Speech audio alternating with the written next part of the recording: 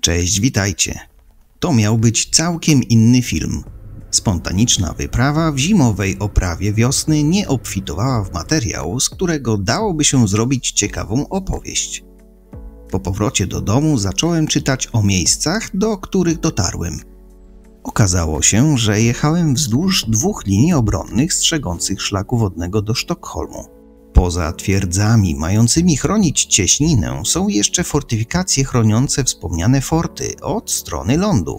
Fakt ten zaciekawił mnie na tyle, że postanowiłem pojechać tam raz jeszcze, gdy będzie trochę cieplej. W międzyczasie poznawałem historię miejsc, do których zamierzałem pojechać. Im bardziej przyglądałem się mapom linii obronnych, tym bardziej docierało do mnie, że czeka mnie dłuższa wycieczka, by sfilmować wszystko, co warto zobaczyć.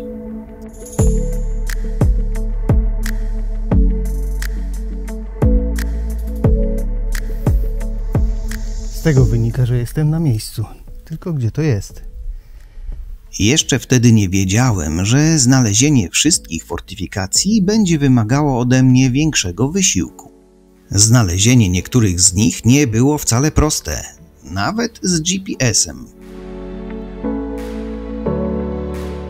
Dość już tego gadania. Ruszajmy na wycieczkę. Ze Sztokholmu do cieśniny Uxjupet prowadzą 3 drogi. Jedną z nich to droga wodna. Ja wybrałem drogę lądową w kierunku Värmdö.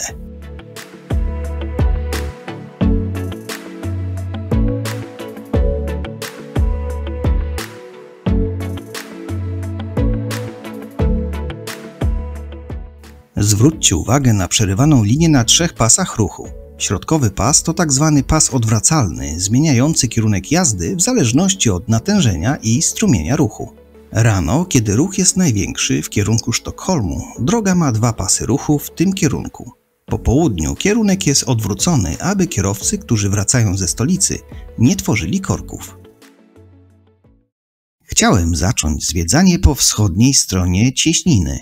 Z nią wiąże się bardzo ciekawa historia. Po jej prawej stronie na wzgórzu zbudowano twierdzę Fredriksborg. W XVIII wieku była najnowocześniejszą fortecą w Szwecji. Po śmierci króla Karola XII w 1718 roku i zawartym pokoju w 1721 roku Szwecja przestała być wielkim mocarstwem. W 1733 roku obiekt mógł już zostać oddany do użytku. Twierdza miała stałe baterie ogniowe. Chroniona w fortach z załogą liczącą łącznie 2000 ludzi, była uważana za jedną z najnowocześniejszych fortyfikacji w Europie. Główną cechą, a zarazem największą zaletą twierdzy była ogromna wieża. Wysokość wieży dawała dobry widok na fiordy otaczające północną część Värmdölandet i poprawiała możliwość wykrywania wrogich statków na czas. Główną funkcją wieży była obrona od strony lądu i mieściła ona około 45 dział o zasięgu około 1 kilometra.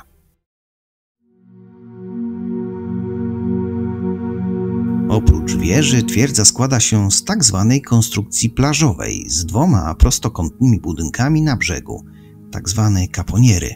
Około 40 dział i moździerzy miało zadanie powstrzymywać i uniemożliwić przejście przez cieśninę. W stanie wojny cieśninę można było również zablokować tak zwanymi płotami bomowymi. Mogą to być połączone kłody lub tratwy z kolczastymi i żelaznymi kołkami. Fort Fredriksborg działał do 1925 roku, kiedy to podjęto decyzję o zamknięciu całej linii Vaxholm. Stan techniczny obu budynków wymaga jeszcze wiele pracy. Sypiące się elementy elewacji i spadające cegły z obu budynków są efektem niszczycielskiej siły słonej morskiej wody. Bliskość morza i jego destrukcyjną siłę zobaczymy jeszcze przy innych fortyfikacjach. Doszliśmy do klifu. Tu doskonale widać cieśninę i wielki fort po jej drugiej stronie. Uxjupet To wąska, głęboka cieśnina, która od niepamiętnych czasów była jedną z głównych dróg prowadzących do Sztokholmu. Używali jej również wrogowie kraju. Fakt ten sprawił, że w 1549 roku król Gustaw Wasa uczynił tę cieśninę tak płytką, że wszystkie statki w drodze do Sztokholmu zostały zmuszone do obrania innej trasy. Jak to zrobił?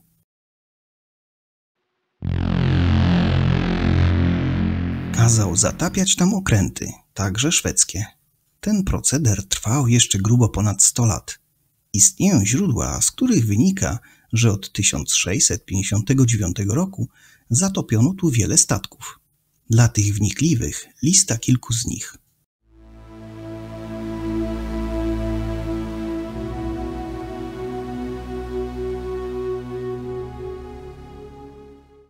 Sukcesywnie nawożono tam również sporych rozmiarów głazy skalne.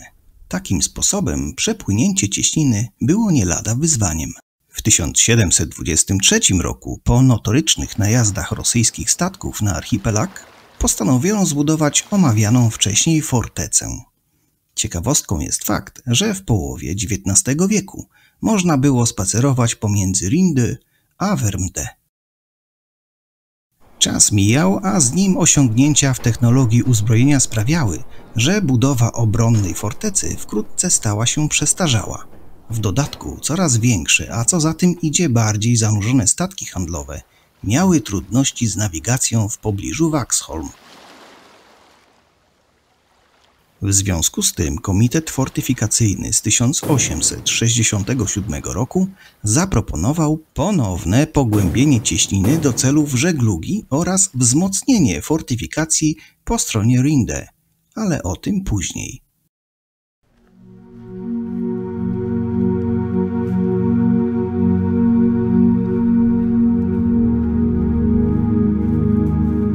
Wspomniałem na początku, że istnieją tu dwie linie obronne. Teraz znajdujemy się po stronie Wärmdö, czyli po wschodniej stronie cieśniny. To 2-kilometrowa linia, wzdłuż której umiejscowiono 7 baterii.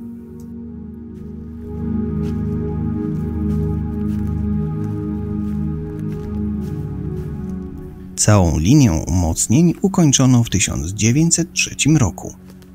Chyba są tam drzwi otwarte. Tu zajrzymy.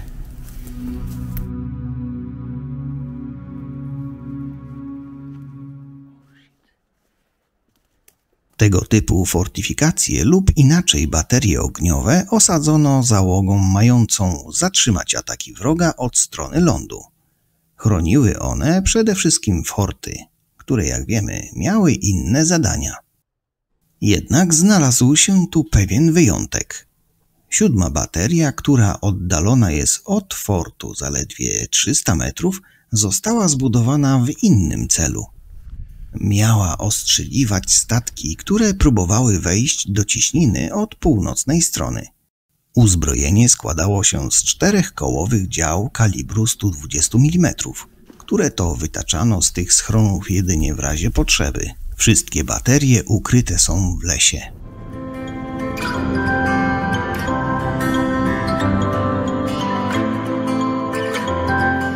Dojście do niektórych z nich jest nie lada wyzwaniem, chyba że jesteś tubylcem.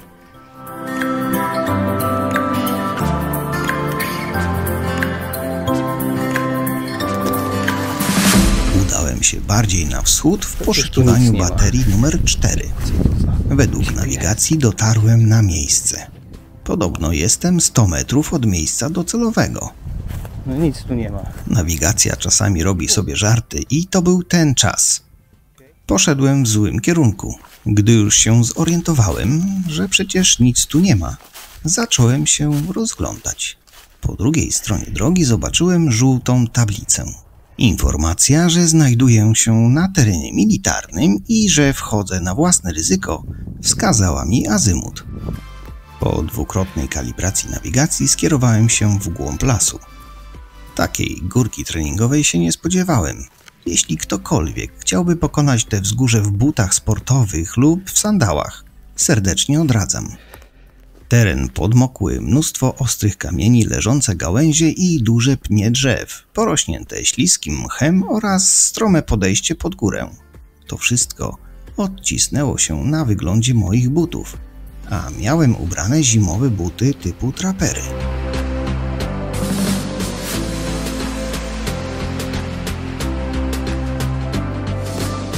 Wszedłem na szczyt wzgórza.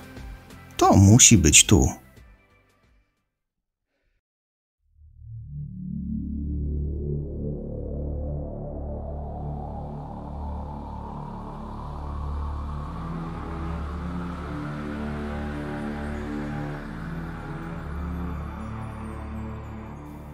Oprócz żołnierzy potrzebnych do obsługi działu w samym forcie, cała linia była obsadzona 3 batalionami piechoty, to około 1500 żołnierzy.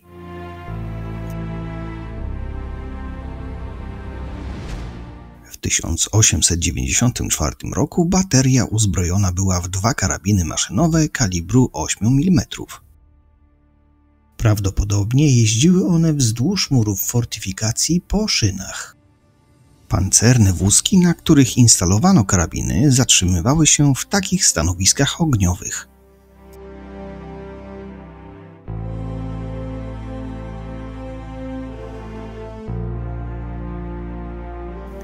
Ten zapomniany przez ludzi bastion jest historyczną pamiątką tamtych czasów. Z każdym kolejnym rokiem natura przykrywa go coraz śmielej, jakby chciała, by nie straszył już nikogo. A może jest wręcz odwrotnie? W każdym razie taka opuszczona i zapomniana przez ludzi budowla na mnie robi pozytywne wrażenie. Nawet podoba mi się to, że jest właśnie tak.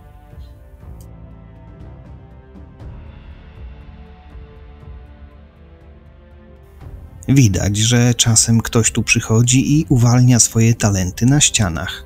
Wydawałoby się, że jak są graficiarze, to i będą po nich śmieci, co najmniej puszki z farbą. Ale nie. Nie tylko nie ma tu puszek po sprayu, ale nawet żadnych śmieci. Mnie to już nie dziwi. Byłem już w wielu miejscach w tym kraju i z zadowoleniem przyznam, że problemu śmieci w takich miejscach po prostu nie ma.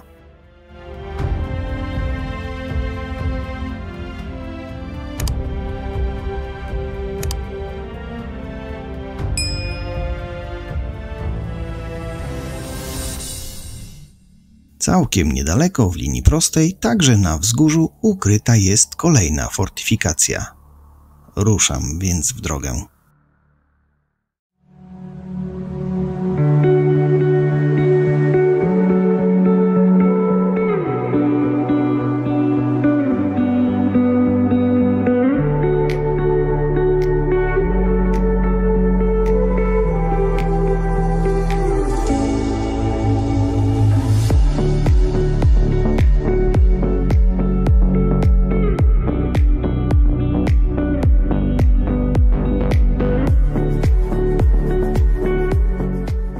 Ta fortyfikacja to bateria numer 6.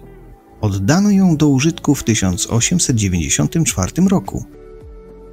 Na szynach między stanowiskami strzeleckimi w obrębie baterii przemieszczano 2 8 mm karabiny maszynowe, zupełnie tak jak we wcześniejszej baterii.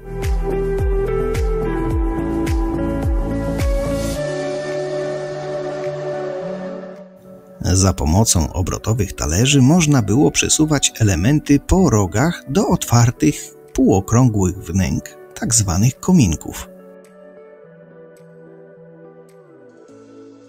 Załoga składała się z 2 oficerów i 43 ludzi. Ci mieszkali w dużym bunkrze, w którym przechowywano również karabiny maszynowe, gdy nie były używane. Ten kompleks obronny wydaje mi się trochę większy od tego poprzedniego, zatem idę dalej.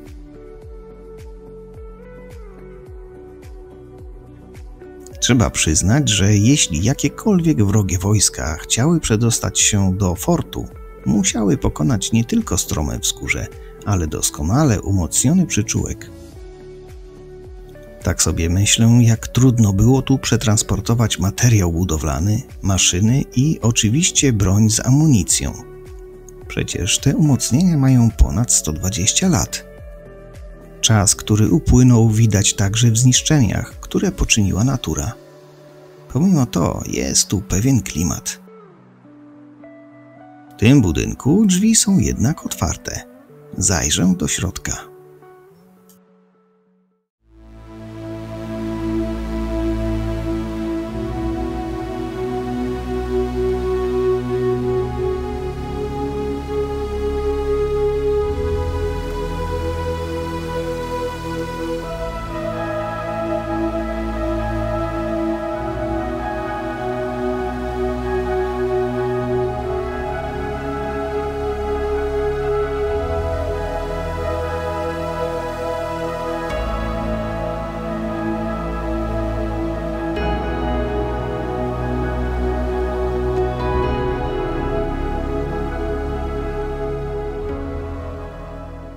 Tu można zapomnieć o troskach życia codziennego, tu można zanurzyć się w refleksji, tu można poczuć, jak czas przemija.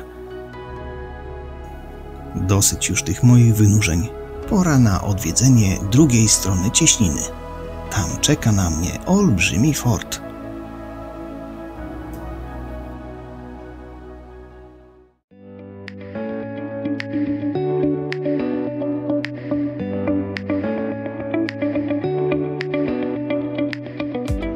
W drodze do przeprawy promowej zatrzymałem się w tutejszym rodzinnym miejscu spotkań ze stadniną koni, alpakami i wieloma atrakcjami, cieszącymi się tu dużym zainteresowaniem. No okej, wjeżdżamy na prom. Przeprawa jest darmowa i odbywa się średnio co pół godziny i trwa zaledwie kilka minut. Udało mi się uchwycić wielki statek przepływający przez cieśninę. Jeszcze większe wrażenie robią wielkie statki pasażerskie, jakie tędy pływają.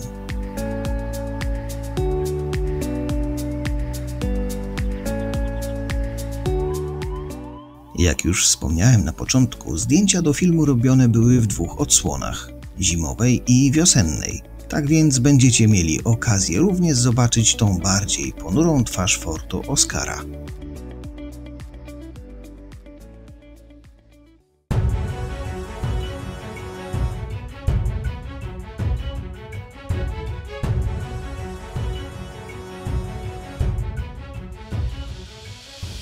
Stąd doskonale widać Fort Fredericksbury, który za sprawą blokowania i obniżania cieśniny nierozerwalnie związany jest z tą fortecą.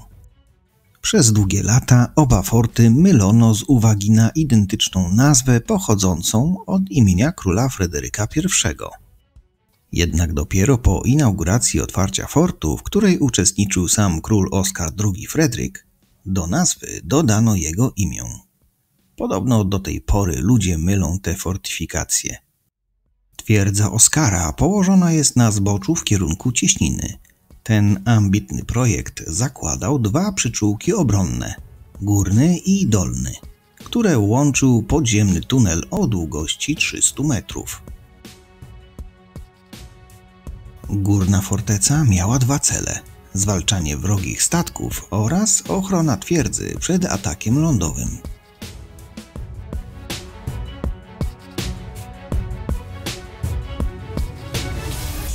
W przypadku artylerii morskiej wyposażenie składało się z 3 dział kalibru 240 mm na stanowiskach samoopuszczających się.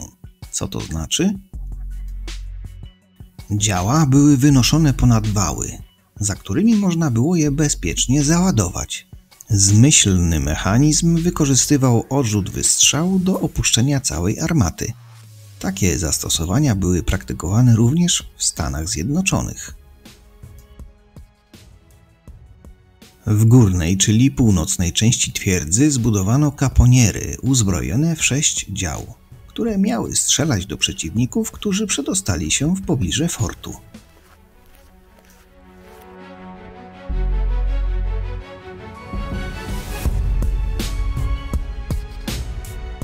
Po stronie południowej było już 8 dział różnego kalibru.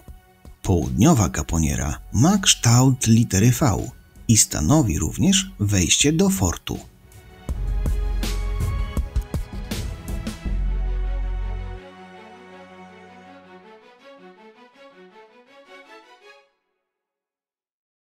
W dolnej części ustawiona była bateria przednia. Składała się właściwie z 2 baterii w kierunku północnego wylotu i w poprzek toru wodnego. W przeciwieństwie do części górnej była całkowicie zabezpieczona. Przednia bateria była nie tylko chroniona kamieniami i ziemią, ale miała nowy rodzaj wzmocnienia z płytą pancerną na zewnątrz. Ten żelazny pancerz stanowił połowę kosztów budowy całego obiektu. Oprócz armat znajdowały się tam kwatery. Z czasem zbudowano tam kotłownię parową i generator elektryczny. Generator działa do dziś i raz w lecie jest testowany publicznie. W 1906 roku na górze od północnej kaponiery zbudowano podziemną baterię torped. Do baterii docierano podziemnym tunelem z północnej kaponiery. Bateria torped była jedyną tego typu w historii w Szwecji i w swoim czasie była niezwykle tajna. Każdy, kto szuka więcej informacji na temat budowy, ma trudności ze znalezieniem jakichkolwiek dokumentów. Wiadomo, że torpedy wystrzeliwano pod wodą z basenów wykutych w skale. W 1925 roku wycofano ją z użytku. Rok później cała twierdza przestała mieć znaczenie militarne. Po latach bateria torped została później ponownie wykorzystana jako stacja minowa, aż do czasów współczesnych. Podobno już została wycofana z eksploatacji. Dziś teren jest otwarty dla zwiedzających, a samą twierdzę można zwiedzać podczas co najmniej jednej wycieczki z przewodnikiem w ciągu lata. Tak więc, aby trafić na możliwość wejścia do środka fortu, trzeba mieć dużo szczęścia. Moja wycieczka trwa dalej. Zaparkowałem samochód na leśnym parkingu i ufając nawigacji w telefonie, zacząłem iść za jego wskazówkami. Zbliżamy się do fortyfikacji, do których nie prowadzi żaden drogowskaz. Zresztą do tych wcześniejszych też ich nie było. W końcu to obszar powojskowy.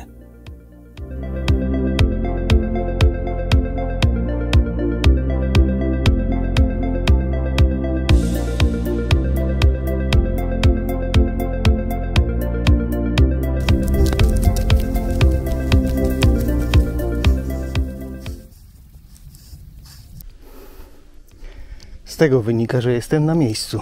Tylko gdzie to jest?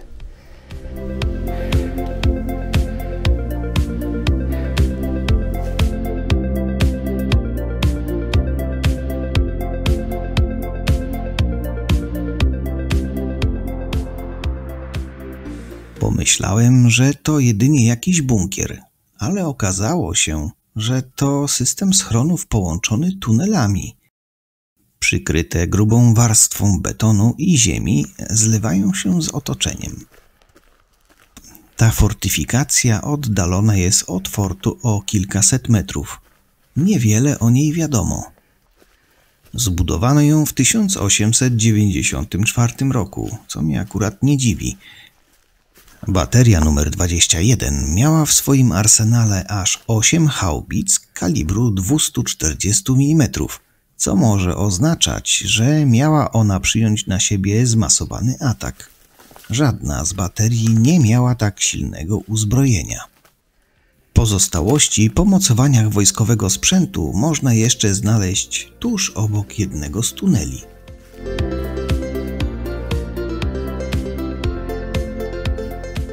Po numerze fortyfikacji już widać, że jest ich tu całkiem sporo. Aby zobaczyć je wszystkie, trzeba poświęcić kilka dni. Może ktoś podejmie się tego wyzwania.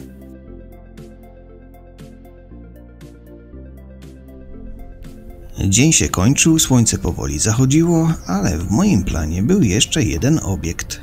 Zgoła odmienny niż te wcześniejsze.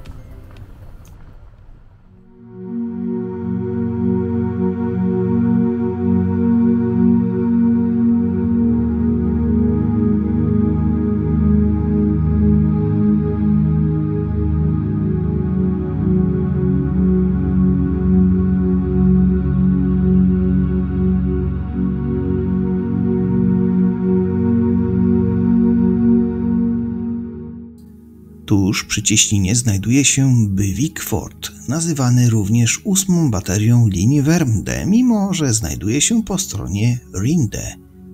Fort został zbudowany w latach 1897–1903, aby zapobiec atakom od strony cieśniny.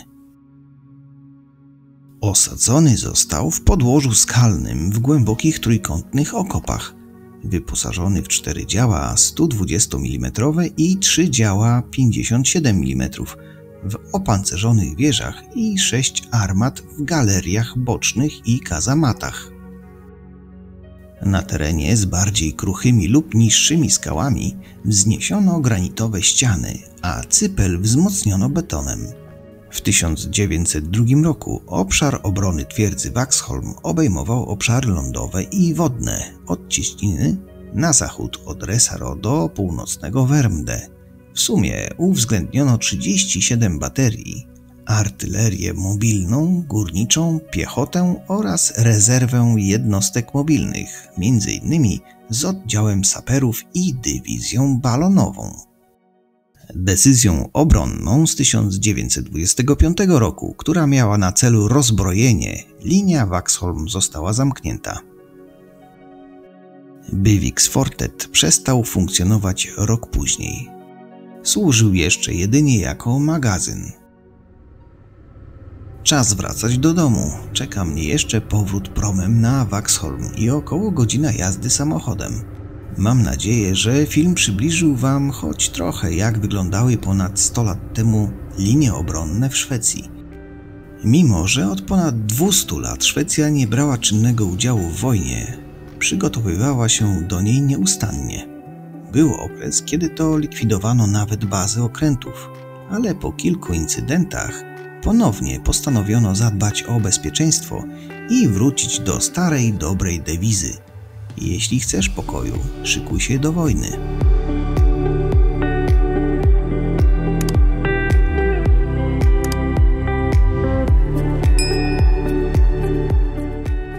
Ta historyczna wycieczka to nie tylko poznawanie starych umocnień wojskowych, to obcowanie z przyrodą i odpoczynek przed kolejnym tygodniem pracy. Jeśli macie taką okazję i lubicie tego typu spędzanie czasu, nie musicie jechać tam, gdzie ja. W waszej okolicy z pewnością znajdziecie coś ciekawego w otoczeniu pięknej przyrody. Słońce wreszcie powróciło. Szkoda siedzieć w domu, kiedy witamina D puka do okna. Kończąc ten film, chciałem podziękować za subskrypcję, polubienia i komentarze. Proszę o więcej. Ciekawe miejsca, które warto zobaczyć, filmy o policji i szwedzkim pogotowiu, ciekawe historie oraz tajemnicze miejsca znajdziecie na moim kanale. Bardzo dziękuję za obejrzenie tego filmu. Do zobaczenia.